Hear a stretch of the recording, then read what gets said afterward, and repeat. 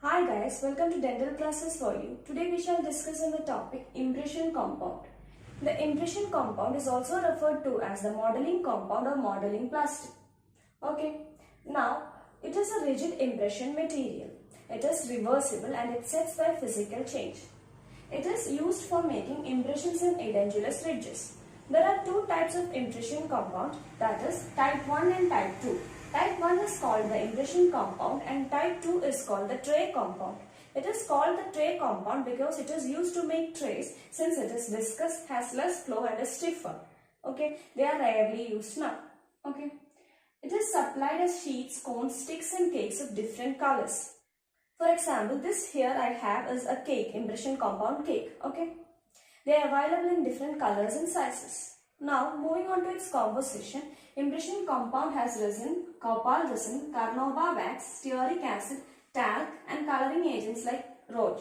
Now, stearic acid here used is acting as a plasticizer and talc is used as a filler. So that's about the composition. Then there are two temperatures, that is fusion temperature and glass transition temperature. Once you heat the impression compound, it will start to soften. But it won't be soft enough to make an impression. That is, it won't become that plastic to make an impression, but it starts to soften. That transition temperature is called the glass transition temperature and it is 39 degrees Celsius for impression compound. The fusion temperature is the temperature at which the impression compound is soft enough or plastic enough to make the impression. That will be above 43.5 degrees Celsius in case of impression compound.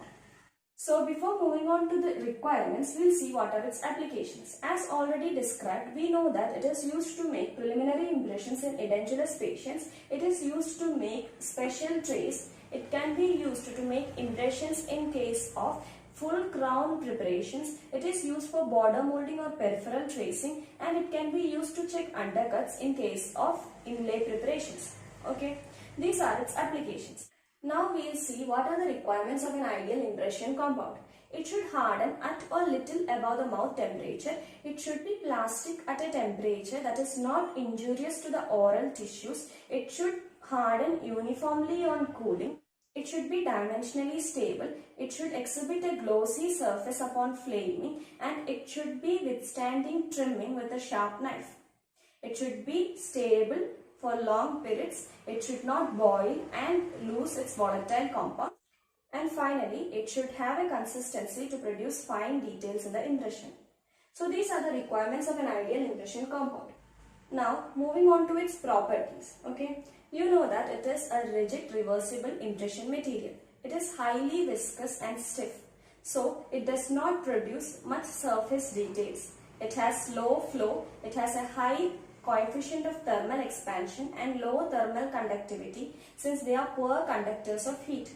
You can also read up on the properties in detail. Okay.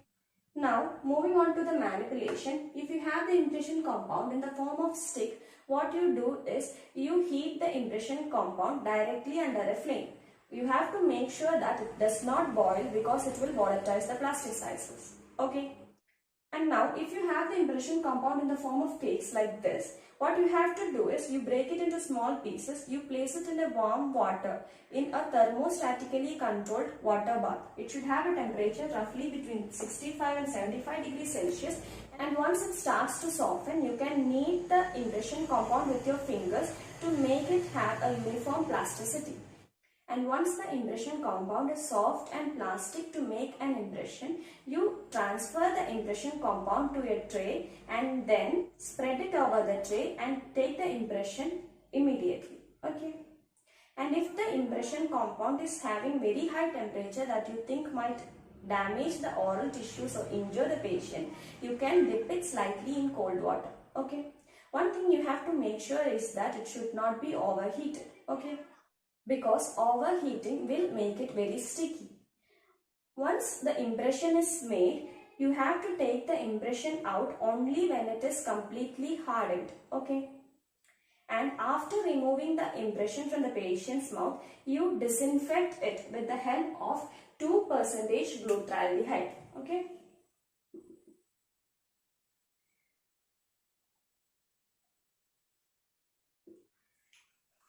And finally, you will pour the cast and you will remove the impression from the cast by heating the impression compound. Okay. Now, we will discuss the last topic, that is advantages and disadvantages. Impression compound can be reused.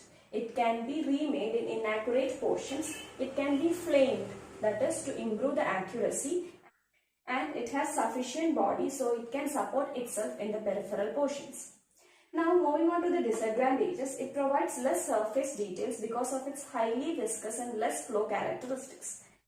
Also, it compresses soft tissue since it's a rigid impression material, and it can produce distortion. It has the possibility of overextension in the peripheries, and it's very difficult to remove in places of undercuts.